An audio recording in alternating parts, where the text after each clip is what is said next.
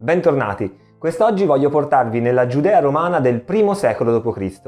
Assisteremo allo scontro tra due fazioni, quella romana appunto da una parte e quella ebraica dall'altra, per il controllo di una fortezza che è passata alla storia.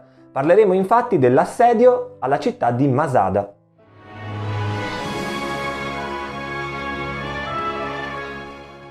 Nella Giudea romana il clima politico è tutt'altro che sereno.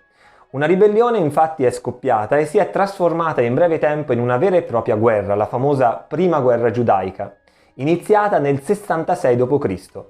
I Romani progressivamente sono riusciti a riconquistare tutti i principali centri, quelli più importanti di questa ribellione, e hanno addirittura assediato e riconquistato la stessa città di Gerusalemme. Siamo nel 70 d.C. Tito, il figlio dell'imperatore Vespasiano, ritorna a Roma e celebra un grande trionfo, ma la provincia giudaica è tutt'altro che pacifica. Restano infatti ancora 3 fortezze in mano ai ribelli. Una si trova a mezza giornata a sud rispetto a Gerusalemme, è Erodion, che il governatore Sesto Lucilio Basso riesce in breve tempo a conquistare. Stessa sorte tocca anche a Macheronte, un'altra fortezza che si trova sul lato est, sulla riva orientale del Mar Morto. L'ultima roccaforte è rappresentata da Masada e i romani sono decisi a conquistarla e a porre fine una volta per tutte a questa rivolta, dando un chiaro segno della loro potenza. La fortezza di Masada si erge su uno sperone di roccia a circa 400 metri di altezza rispetto al livello del Mar Morto, nell'arido e inospitale deserto della Giudea. Mentre i romani stavano nel corso della prima guerra giudaica sottomettendo, comunque erano impegnati nelle azioni militari, un gruppo di ebrei zeloti, i Sicari, si era impadronito nel 68 d.C. della fortezza di Masada e da qui aveva cominciato ad assaltare i villaggi e le zone circostanti.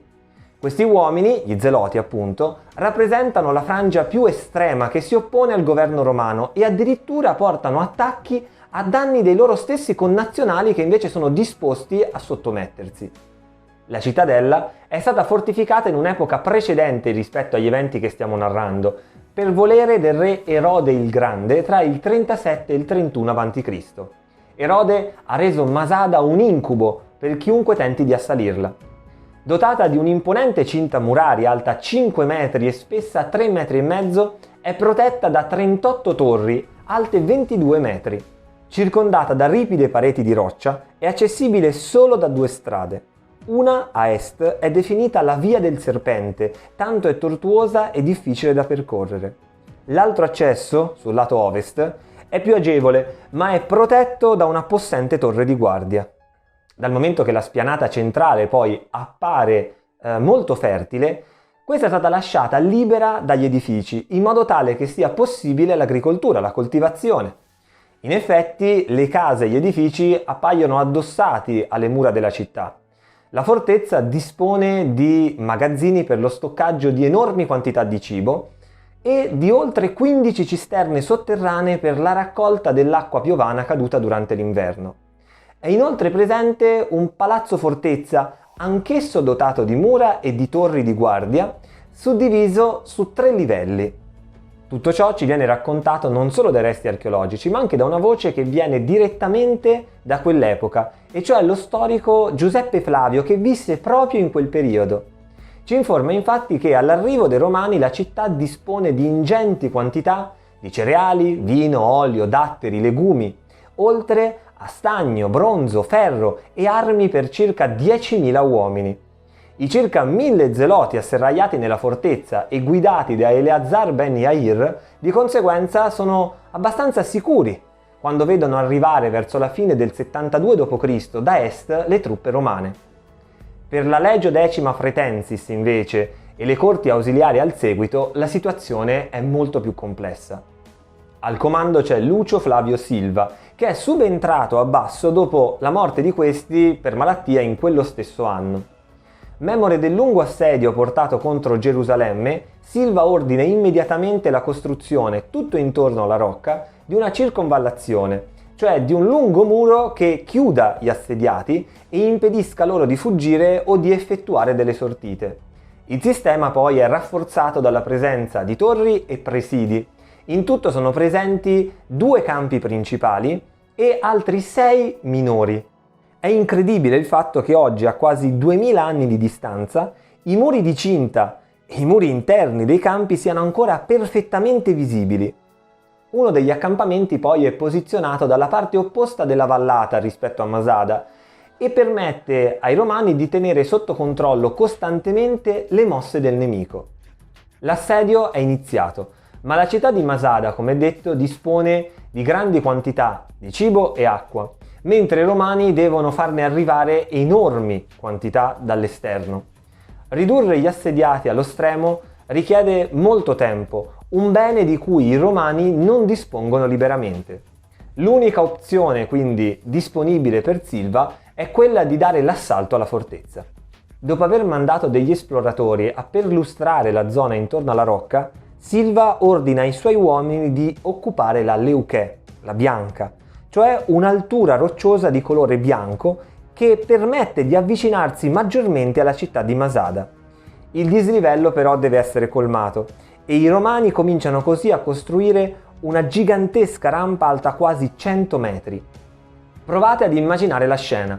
Da una parte ci sono i romani che, nonostante il caldo e il pericolo rappresentato dalla situazione in cui si trovano, cercano in tutti i modi di innalzare, di portare avanti la costruzione di questa rampa. Dall'altra, invece, ci sono gli zeloti, gli assediati, che devono impedire in ogni modo che i romani invece raggiungano la sommità della rocca di Masada e quindi riversano addosso ai nemici sassi, dardi e tutto quello che hanno a disposizione per rallentare il più possibile i lavori di costruzione. Sulla sommità della rampa viene poi realizzata una piattaforma adatta ad accogliere la macchina d'assedio principale per i romani, e cioè una grande torre coperta di metallo alta 27 metri e dotata di un possente ariete. Gli zeloti però non sono stati ad aspettare e hanno approfittato del tempo a disposizione per la costruzione di un secondo muro più interno in legno e terra, che serve per rafforzare maggiormente le difese della città. La torre viene infine posizionata di fronte alle mura e comincia a colpirle ripetutamente.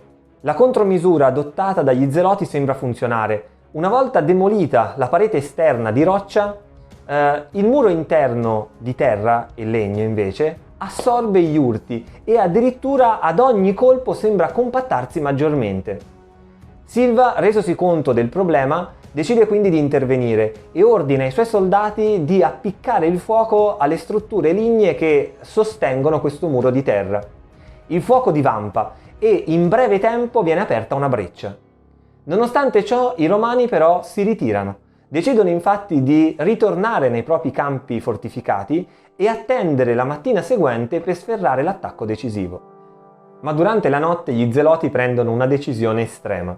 La vittoria romana, che ormai è certa, segnerà sicuramente la morte per alcuni, ma violenza e prigionia per tutti gli altri.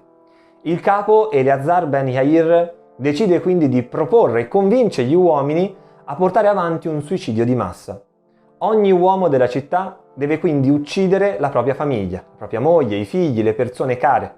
Dopodiché, tramite un sorteggio con nomi scritti su frammenti di ceramica, vengono scelti 10 uomini. Costoro hanno il compito di uccidere tutti gli altri uomini. Infine, con un altro sorteggio, tra questi 10 viene scelto un ultimo uomo.